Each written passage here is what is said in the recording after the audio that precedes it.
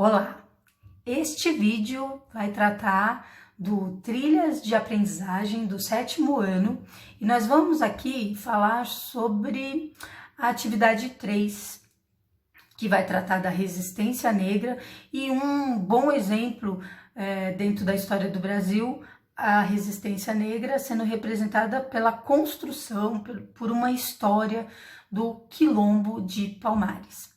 Bom, Quilombo de Palmares, no nosso Trilhas de Aprendizagem, não fala tudo, é lógico, vocês viram que o Trilhas de Aprendizagem é assim, são vários assuntos pingadinhos, mas que você tem como dever de estudante, se possível, tá dando uma pesquisadinha. No nosso livro didático tem sobre esse assunto. Então, quem não tá com a internet à disposição, assim, pega lá o livro didático e dá uma olhada.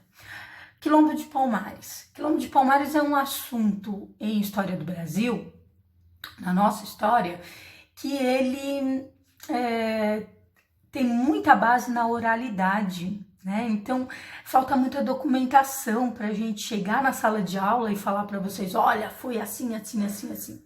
Nós temos retalhos, nós temos pesquisadores que estão tentando montar essa história com um pouco mais de profundidade. O que nós temos são muitas lendas, né? Nós temos muita gente que usa a sua oralidade para contar sobre o Quilombo de Palmares. E esse exercício, ele dá aquela introdução, né, de uma comunidade que o texto do Trilhas destaca, que eu acho lindo e maravilhoso, que o Quilombo de Palmares, ele na verdade foi o primeiro estado livre da América. Então, de todo o continente americano, o Palmares, para este autor e outros, acredita que foi o único lugar em que houve uma organização livre, né, sem a questão da escravidão negra, e que isso tem que ser ressaltado, isso por este autor. Também concordo, né? Mas tem outros autores que fazem um estudo sobre Quilombo de Palmares de uma outra forma, com outra opinião. Portanto, o Quilombo de Palmares é uma coisa ainda que está sendo discutida, que está sendo pesquisada, beleza? Bom, no Palmares, nesse exercício, a gente tem um texto que tem o começo e o funcionamento desse quilombo. E esse autor, ele fala de forma geral aqui nesse trecho do livro dele, o livro é Para Entender o Negro no Brasil Hoje, História, Realidades, Problemas e Caminhos, de 2004, é um livro interessante que vocês poderiam até pegar para ler, com certeza, tá bom? Nesse exercício, então, lembrando, a gente tem um quadro, né? Esse quadro que tinha que ser completado aí com o que está no texto, né? Alguns alunos que eu recebi a atividade colocaram até algo mais, por quê? Porque foram pesquisar, e eu achei muito legal isso, fiquei até emocionada. Então, nesse quadro aí, a gente tem 3 itens, né? 3 características do Quilombo de Palmares.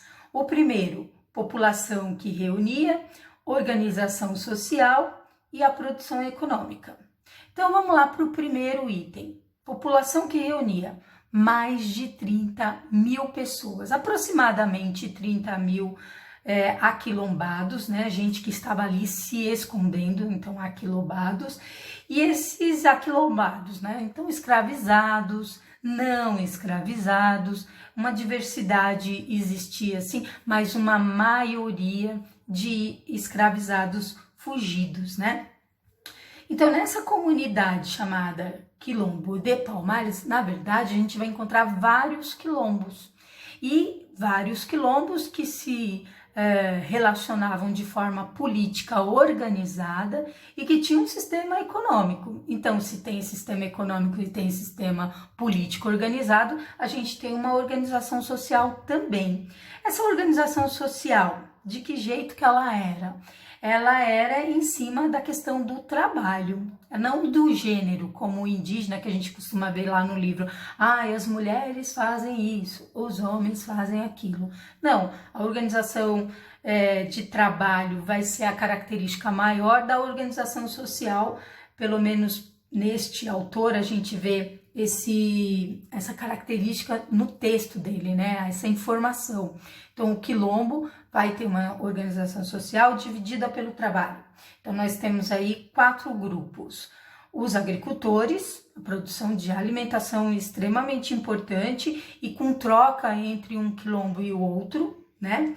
Os artesãos, que tanto a gente tem que pensar, né? O artesão é o trabalhador que produz ferramentas, que também vai produzir armas, né? Que vai produzir alguma coisa que facilite lá o trabalho do agricultor e do guerreiro. A gente pode começar a parar para pensar assim, e funcionários que vão fazer essa ligação de um quilombo com o outro, organizar, fiscalizar, né? Manter a ordem social. Então, são os funcionários públicos, certo? Como a gente, como nós professores, o pessoal da escola, são funcionários que representam o governo municipal na vida de vocês. Aqui, a gente também vai ter os funcionários que representam o governo, né, a organização do quilombo. Então, a gente vê que é uma organização social, não é uma coisa tribal, largada, que muita gente fica com isso na cabeça, muita gente que já estudou pensa assim, é tudo tribal. Não, havia uma organização sim, e aí a gente pode afirmar isso porque nós estamos lendo um trecho de livro de um historiador. Então, para ele falar, é porque ele foi e pesquisou, certo? Tem documentação para a gente afirmar isso. Bom, produção econômica. Então, que produção econômica é essa se o trabalho é a característica da organização social? Que trabalhos são esses? É meio que repeteco essa resposta. Então, é uma produção econômica diversificada e o que o texto destaca mais aqui é a agricultura, que é a base, né? É muito importante para os quilombos que formavam o quilombo de Palmares, as oficinas, a forja, né? Trabalhar com ferro para a produção de ferramentas e de armas com propriedade, a gente pode dizer isso, né? A olaria, que vai trabalhar com cerâmica, fazer tijolo, trabalhar com a parte que constrói alguma coisa, ou os utilitários, né?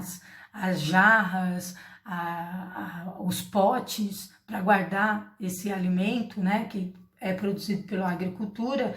Então, Quilombo de Palmares é um fato histórico ainda que tem que ser muito pesquisado, mas o que a gente encontra tem muito romantismo e tem gente séria, historiador, procurando mais sobre esse assunto. A gente tem algumas publicações importantes que depois a gente pode colocar ou num vídeo ou passar para vocês lá pela sala de aula Google, né? Eu vou deixar alguns documentos lá e outros vídeos para completar. Então, este vídeo é para corrigir a atividade e a gente estudar, aprofundar essa temática da resistência negra. Não esquecendo que esse momento é importantíssimo a gente ter muito claro uma coisa. Quando se fala de racismo, como está se dizendo hoje, está se discutindo, está toda hora na televisão, nós não podemos ligar racismo à escravidão. Tem uma ligação? Tem, mas não é a única. O racismo hoje, ele tem outras características, tem uma raiz lá na escravidão? Tem, algumas raízes, mas outras não estão ligadas à escravidão, não, tá? Então, deixar claro isso, que a gente precisa dividir, separar os assuntos. Então, racismo é um tema atual que a gente pode explorar bastante, a gente vai encontrar suas raízes lá na escravidão, sim, quando a gente trata de história do Brasil, mas não é só isso, tá? Tem mais que isso quando a gente fala sobre racismo. Então, racismo é uma temática extremamente importante, mas não quero que fique na cabeça de vocês que é uma ligação estreita. Existe racismo no Brasil por causa da escravidão na história do Brasil, que durou mais de 400 anos, né, praticamente. Não, vamos botar o pé no breque, né, do carro aí. Vamos desacelerar esses pensamentos, porque não é bem isso, tá bom? Então, gente, a gente fica por aqui com esse vídeo. Esse vídeo, então, só dando uma retomada, é para explicar a atividade e a gente parar um pouco para pensar na questão dos quilombos, beleza? Então, até o próximo vídeo, tá bom, gente? Se cuidem, usem a máscara. Não tem essa de, mas o presidente disse que não precisa usar. Usem a máscara. A nossa vacina agora é a máscara. E mesmo assim, a máscara aqui, ó, aqui em cima, não é no queixo, né? E se cuidem, por favor. Tá bom? Um beijo e tchau.